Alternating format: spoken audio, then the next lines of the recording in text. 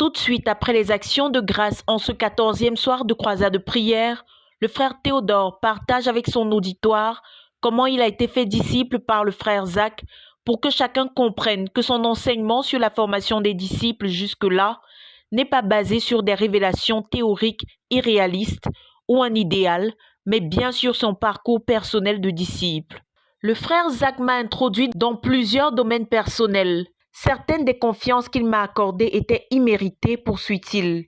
Il raconte alors une anecdote selon laquelle le frère Zach, quand il avait commencé à l'envoyer pour le représenter, lui avait donné son numéro de compte bancaire. Sans lui demander sa permission, le frère Théodore avait pris l'initiative de le communiquer à un frère pour qu'il s'en serve pour percevoir son salaire, chose que le frère Zach lui avait reprochée, sans toutefois lui retirer sa confiance. Je ne me suis jamais remis de cette confiance, déclare le leader. J'ai fait confiance aux gens à mon tour et certains en ont abusé. J'ai dit des choses aux gens dont ils se sont mal servis, mais ça n'a pas changé mon amour pour eux. Parce que quelqu'un m'avait un jour fait confiance. La confiance que j'avais reçue m'a transformé. Comment savoir si les personnes qui m'ont blessé aujourd'hui ne vont pas changer, se questionne l'orateur. On ne peut donner que ce qu'on a reçu. Le frère Zach m'a intégré dans sa vie, dans sa famille. Il m'a adopté comme un enfant. Je me sentais libre chez lui et j'assumais certaines responsabilités chez lui, telles que le nettoyage des extérieurs.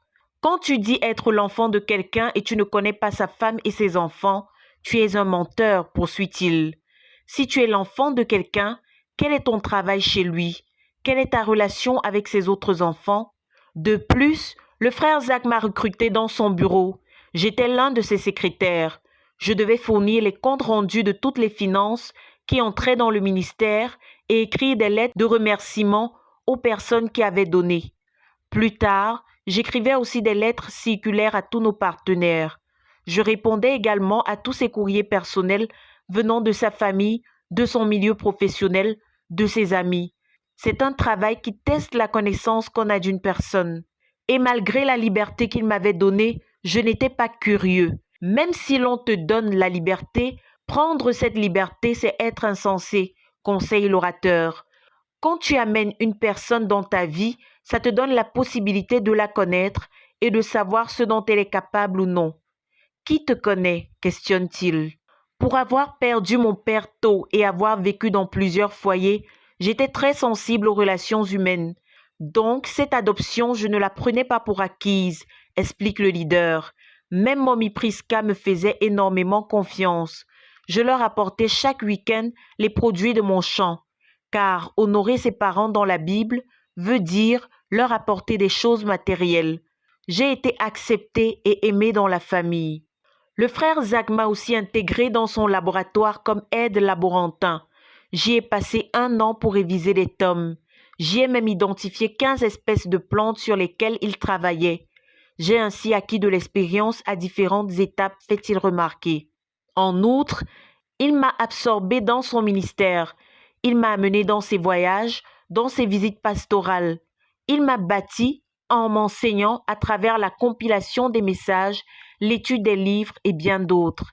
Il m'a absorbé aussi dans ses relations. J'ai commencé à prendre ces relations au sérieux pour apporter à chacun la connaissance de ce qu'il représentait pour lui. J'ai appris à aimer les gens qu'il aimait. Comme dans son rôle de bâtisseur, il devait les réprimander pour leur expliquer ses attentes, je me suis donné le rôle de les encourager. Tu n'as pas besoin que la relation de quelqu'un se gâte pour avoir une place. On ne bâtit pas une maison avec les briques d'une autre maison. Je devais bâtir ma relation avec lui et accepter les autres relations qu'il bâtissait. J'ai ainsi appris à ne pas jouir des comparaisons avec les gens qui penchent en ma faveur. La Bible dit que l'amour ne se réjouit pas du mal, rappelle-t-il. Le frère Zach m'a introduit dans son œuvre. J'étais le 3e missionnaire national posté à Edea. Il m'a rappelé après 3 semaines.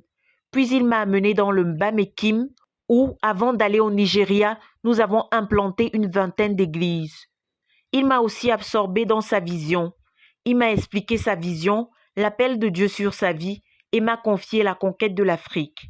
Il m'a également absorbé dans son but en m'offrant son amitié. Plusieurs à qui il a offert son amitié n'ont pas compris qu'il les invitait à avoir part à son but, déplore l'orateur. Il m'a absorbé dans ses fardeaux en m'invitant dans ses réunions de prière.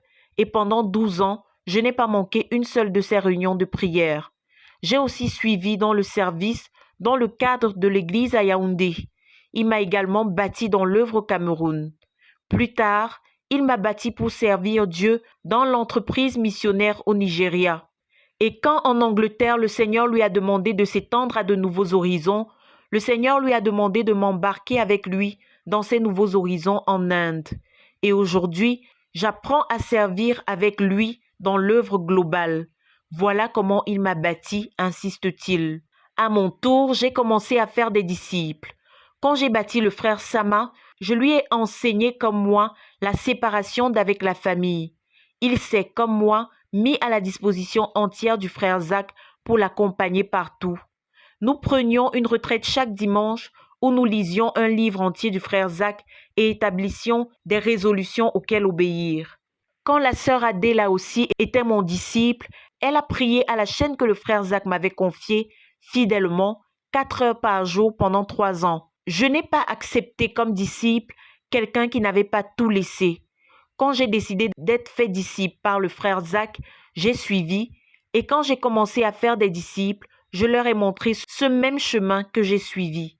La raison pour laquelle on n'a pas d'équipe, c'est parce qu'on laisse une entrée facile aux gens. C'est facile pour les dirigeants de rejeter les gens ou de briser les relations parce que ça ne leur a rien coûté, commente le leader. Si vous êtes autour de moi et vous n'avez pas renoncé à tout, vous n'êtes pas mes disciples. Il n'y a pas de chemin pour toi qui soit différent du mien. Faire semblant qu'il n'y a pas de responsabilité liée au fait d'être fils tout en réclamant la parentalité d'un père, c'est être malhonnête. Comment peux-tu être mon fils si je ne suis pas ton père ou être ton pasteur si tu n'es pas ma brebis? Si on veut faire des disciples, faisons-le vraiment, recommande-t-il. Quand tu as posé clairement les conditions et recruté les gens dans la vérité, tu t'es engagé envers eux jusqu'à la mort. Cependant, cette manière de former les disciples ne s'applique pas à l'Église où on bâtit en vue de la maturation et de la multiplication, ce qui est notre but de la phase 3. Ce type de formation se fait plutôt dans le cadre d'un ministère et de l'accomplissement de notre but global. Le manque d'équipe trahit une faille dans la formation des disciples, révèle-t-il. C'est vouloir ramasser des gens dans l'église locale pour en faire des disciples. Cette hérésie qui consiste à prendre des personnes conduites au Seigneur pour en faire des disciples est un culte de la personnalité. On exige un engagement qui nous engage à vie. Si tu t'engages à un engagement qui n'existe pas ou qui n'a pas été clair, tu es un insensé. Ceux que j'ai recrutés au Nigeria selon cette approche étaient 100 et nous avons tenu une convention mondiale qui a rassemblé 25 pays. On peut avoir peu de gens et faire des exploits s'ils sont engagés.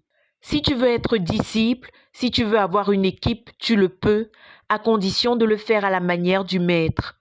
De qui es-tu disciple? Qui as-tu fait disciple? Questionne-t-il pour conclure. De Koumé pour la RTVC, Cynthia Siaka.